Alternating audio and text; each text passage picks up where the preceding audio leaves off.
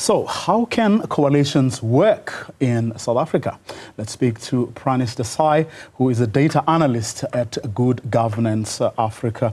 Good afternoon. Thank you so much for your time. Just, as we're looking at, at those graphics, what has been happening in Nelson Mandela, in Johannesburg, there's no evidence to suggest that, parties' approach to coalition talks or arrangements is actually nuanced.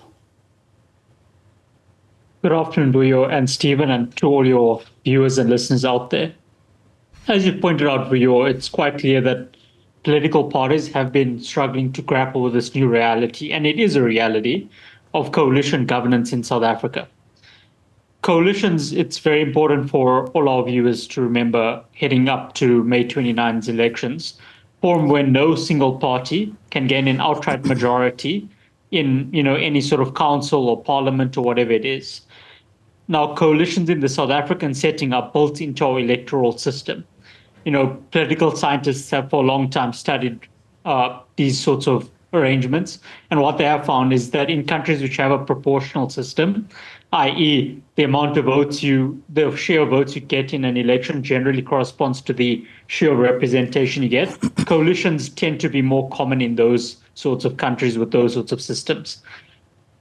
Historically in South Africa, because of the ANC's dominance, this hasn't been as much of a factor in our politics. But as we saw in the 2021 local elections, which both yourself and Stephen have referenced, and as we'll see in the forthcoming elections, coalitions are going to become the new normal in many, many places.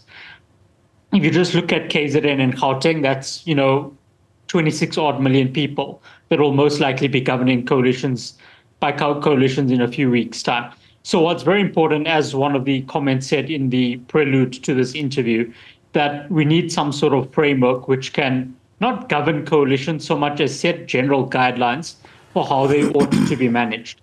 Some of the ways in which this could take place is trying to ensure that coalition agreements are made public. Are there mechanisms within the law that can be adjusted to introduce that sort of thing? Because in that way, then maybe you can have greater public interest and accountability for what political parties are trying to do. And in that sense, we might get more stability over the long term. But South Africa will go through an inevitable teething phase as it transitions politically into this new era. And Pranish, you talk specifically about, coalition agreements. We've never really seen coalition agreements before, and we see the multi-party charter coalition actually for the first time really having a sort of coalition arrangement kind of before an election. I put that in inverted commas because I think they're still at the trust building phase.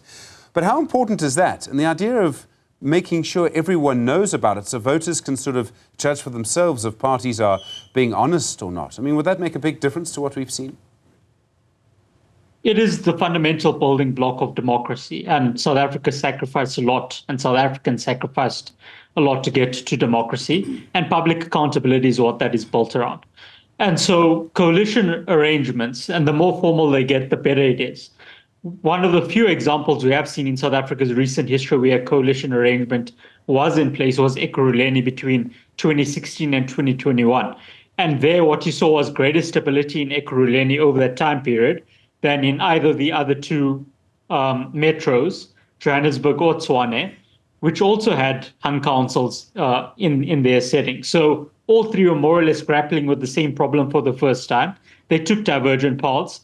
And in general, Ekurhuleni had A, greater stability, but B, also, its performances on things like the Auditor General reports or the Department of Water and Sanitation's Blue Drop and Green Drop reports, which indicate the quality of your water systems. So things that really make a difference in people's lives.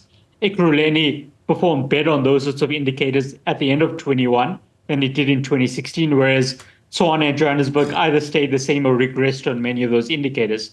So there's a recent positive example to draw on.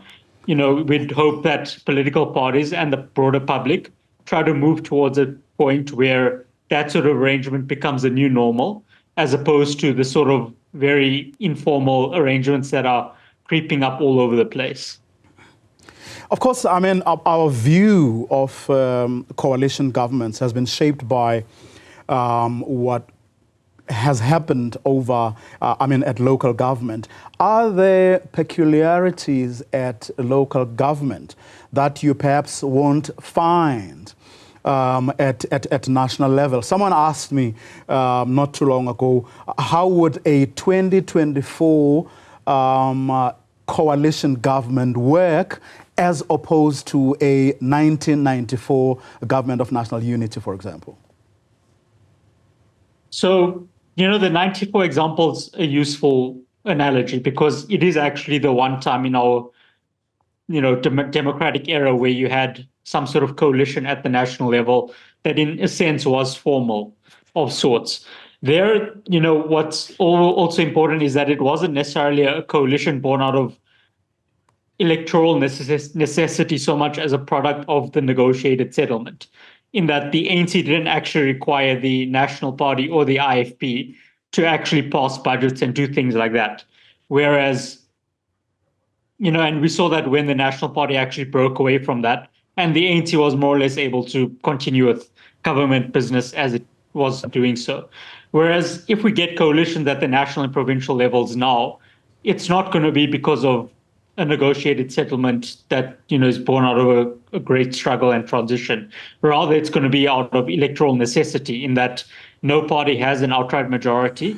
And so they need to work together to do things like pass budgets, to make sure that civil servants are paid, to make sure that infrastructure is being built and maintained. So all really important things. One thing that might be a bit different from the local government setting is that because you're talking about the national government in particular, and the provincial governments to an extent, is that things like foreign policy start becoming more of a feature.